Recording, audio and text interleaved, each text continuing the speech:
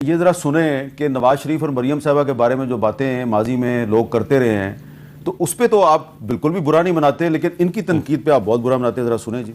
हमें तकलीफ यह है कि जो जुबान कल तक रॉ के लोग बोलते थे या जो जुबान कल तक इंडियन मीडिया बोल रहा था, आज इंडियन मीडिया खामोश है, नवाज शरीफ साहब बोल रहे हैं, तो इसकी ये यकीनन ये पूरी कौम को समझ में आ रहा है।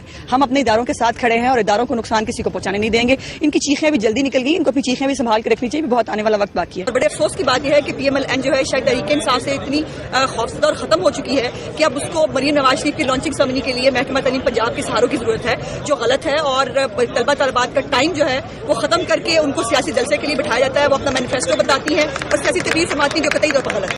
तो जी ये तो होगी जनाब एक साइड की बात। अब जरा दूसरी साइड की बात भी चंद साहब से माजरत के साथ वो भी सुन लें। बड़े लोग कहते हैं कि नदीम तुमने पार्टी क्यों छोड़ी, नदीम के भी पीपल्स पार्टी में इज्जत बड़ी थी। अगर नजरिए का नाम शकील में मन है तो फिर मैं माफी चाहता हूँ। मैं जब पीयू पार्टी में था तो मैं ओमनी ग्रुप के ऊपर सवाल करता था, पूछता था। आज तो पीयू पार्टी आपकी दादी है, उन्होंने अपने भुट्टो के कातलों के साथ के साथ आज बैठे हुए हैं। आपको तो खुश होना चाहिए। आपकी तो जीत है कि भुट्टो के कातलों के साथ वो बैठ गए, ये आपकी जीत है। यही मेरा पीयू पार्टी के साथ बैठ के जंग होती थी।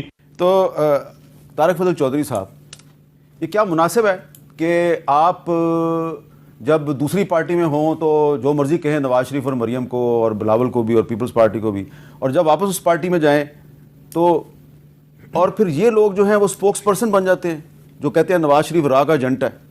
इसको डिफेंड करेंगे आप? आज तक उस खातून ने नवाज शरीफ से पब्लिकली माफ़ी मांगी है? मेरे साहब ये बड़ी बदकिस्मती की बात है कि जब लोग सियासी जमातें बदलते हैं तो उसका सबसे बेहतरीन तरीका ये होता है मेरी नज़र में कि आप चुप करके घर बैठ जाएं, बजाय इसके कि जिन लीडर्स की तारीफ़ें कर करके और उनकी कसीदे पढ़ पढ़ के आप एक जमात में रहें और उसके बाद आप जमात बदल लें तो फिर आपके अल्फाज उनके ख़िलाफ़ हो जाएं। इससे बेहतर है सियासत छोड़ दें, घर बैठ जाएं, ज़्यादा इज़्ज़तदार काम है। दूसरी बात यह है कि जब भी आप किसी भी जमात में हैं, दूसरी किसी जमात की लीडरशिप के ख़िलाफ़ बात करें तो उसमें तहज़ीब, शाइस्तगी ज़रूर रहनी चाहिए। मैं अक्सर एक जुमला कहता होता हूँ, आप ज़रा सुने, वो ये है कि आप सख्त से सख्त बात ना नरम अल्फाज में भी कर सकते हैं। सख्त से सख्त, उसकी गाली देना जरूरी नहीं होता। लेकिन जब आप नवाज शरीफ को कहें कि नवाज शरीफ रॉ का एजेंट है और फिर वही नवाज शरीफ की पार्टी की स्पोक्स पर्सन बन जाए तो क्या क्रेडिबिलिटी है आपकी? नहीं, मैं अब इसमें क्या कह सकता हूँ।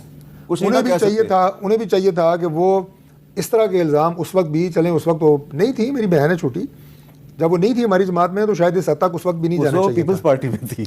नहीं थी, मैंने कहा हमारी जमात में नहीं थी। मैंने यही कहा कि हमारी जमात ज्वाइन नहीं की थी, लेकिन फिर भी थोड़ा लिमिट में रहना चाहिए। अच्छा, अब चंद साहब से मैं सवाल करता हूं। देखिए,